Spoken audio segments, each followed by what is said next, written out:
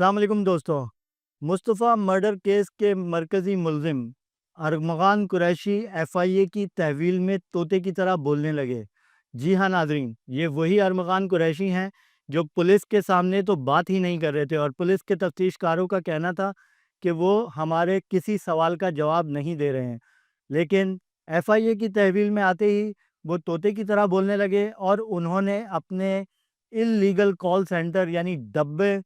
کا جو وہ کاروبار کر رہے تھے اس کی بہت ساری تفصیلات ایف آئی اے کو فراہم کی ہیں، اور ایف آئی اے نے international P to P platform سے بھی وہ تفصیلات حاصل کی ہیں۔ وہ تفصیلات کیا ہیں میں آپ کو بتاؤں گا، لیکن اس سے پہلے میں آپ کو یہ بتاتا چلوں کہ F I A cyber crime wing نے بھی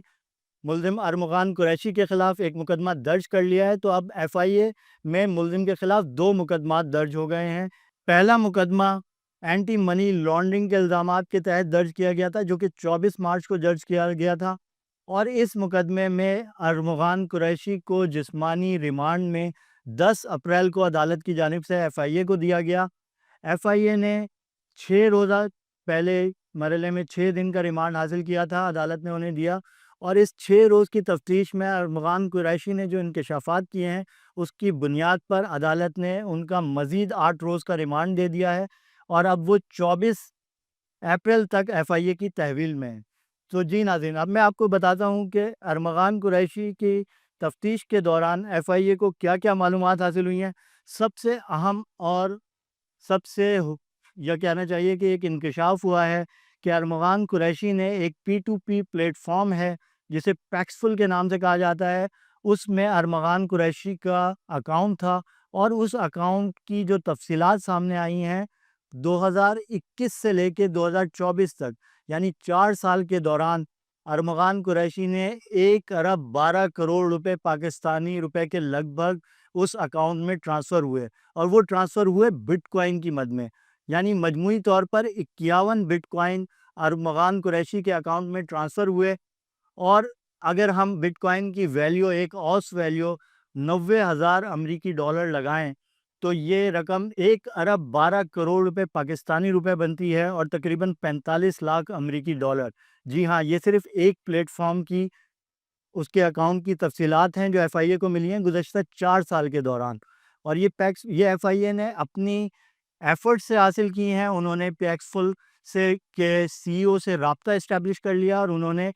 ارمغان قریشی کی اکاؤنٹس کی 4 سالہ ریکارڈ ایف آئی اے کو فراہم کر دیا ہے۔ جبکہ ارمغان قریشی ایک اور پلیٹ فارم بھی یوز کر رہے تھے پی ٹو پی نو ونس کے نام سے، ابھی تک اس کی تفصیلات سامنے نہیں آ سکی ہیں، لیکن آپ صرف پیکسفل سے حاصل ہونے والی معلومات سے ہی اندازہ لگا سکتے ہیں کہ وہ کتنے بڑے پیمانے پر جعلی کال سینٹر کا کاروبار کر رہے تھے۔ ارمغان قریشی نے ایف آئی اے کو یہ بھی بتایا ہے کہ وہ صرف 4 سے 6 ماہ کے لیے اپنے کال سینٹر کو اسٹیبلش کرتے تھے، جیسا کہ ان کے ڈیفنس میں واقع جس گھر سے انہیں گرفتار کیا گیا، اس گھر میں واقع کال سینٹر کو نومبر میں بند کر دیا گیا تھا۔ اور وہ بند کیوں کر دیا گیا تھا؟ وہ اس لیے بند کر دیا گیا تھا کہ ارمغان قریشی اپنے کال سینٹر کو صرف 3 سے 4 ماہ یا زیادہ سے زیادہ 6 ماہ کے لیے آپریٹ کرتے تھے، کہ 6 ماہ بعد وہ اس کو بند کر دیتے تھے۔ اس کی وجہ یہ تھی کہ وہ نہیں چاہتے تھے کہ ان کے کال سینٹر میں کام کرنے والے لڑکے جال سازی کا جو ان کا طریقہ کار ہے اس کو سیکھ سکے، اور وہ سیکھ کے وہ اپنے طور پہ یہ کام شروع نہ کر دیں۔ 3 سے 4 ماہ، زیادہ سے زیادہ 6 ماہ بعد اپنا کال سینٹر بند کر دیتے تھے، اور تمام کال سینٹر پہ کام کرنے والوں کو فارغ کر دیا جاتا تھا۔ اس کے بعد وہ 2-3 ماہ بعد ایک مرتبہ پھر کال سینٹر بناتے تھے، اور ہر مرتبہ وہ employees.pk یا ڈیجیٹل پہ واقع جو بے روزگار لوگوں کے لیے مختلف ویب سائٹس ہیں جس پہ بے روزگار لوگ رجسٹرڈ ہوتے ہیں، وہاں پہ اپنے اشتہارات ڈالتے تھے، مختلف فیس بک پہ، دیگر پلیٹ فارمز پہ، اور وہاں سے دوبارہ سے ریکروٹمنٹ کرتے تھے کال سینٹرز میں کام کرنے والے ایجنٹس کی۔ تو یہ ان کا طریقہ کار تھا، جبکہ اس سے پہلے یہ اطلاعات آتی نہیں تھی کہ ارمغان قریشی نے اپنا کاروبار لاہور میں یا پنجاب میں کہیں چھانگا مانگا کے علاقے میں شفٹ کر لیا ہے یا ہنزا لے گئے ہیں۔ تو ایف آئی اے کی تفتیش کے دوران یہ انکشاف ہوا کہ ایسا کچھ بھی نہیں ہے۔ ارمغان قریشی نے یہ ضرور بتایا کہ وہ لاہور اپنے کال سینٹر لے جانا چاہتے تھے، لیکن ابھی تک اس سلسلے میں انہوں نے کوئی خاص پیش رفت نہیں کی تھی۔ ایف آئی اے نے ارمغان قریشی کی 2 گرل فرینڈز تک بھی رسائی حاصل کی ہے، ان کے بیانات بھی قلمبند کیے ہیں۔ ایک گرل فرینڈ تو وہی ہیں جو کہ بہت ہی مشہور زمانہ جن کا ایک ویڈیو کی وجہ سے کہتے ہیں کہ وجہ تنازع بنی، انہوں نے جو ایک میسج کیا تھا، کیلے کی تصویر بھیجی تھی، جس کے بعد مصطفیٰ عامر کو انہوں نے قتل کیا۔ اس گرل فرینڈ جن کا نام زوما بتایا جاتا ہے اور ان کا جو سوڈو نیم تھا وہ شاید اینجلی تھا، اور ان تک بھی ایف آئی اے نے ان کا بیان بھی قلم بند کیا، اور زوما نے بتایا کہ وہ 2 مرتبہ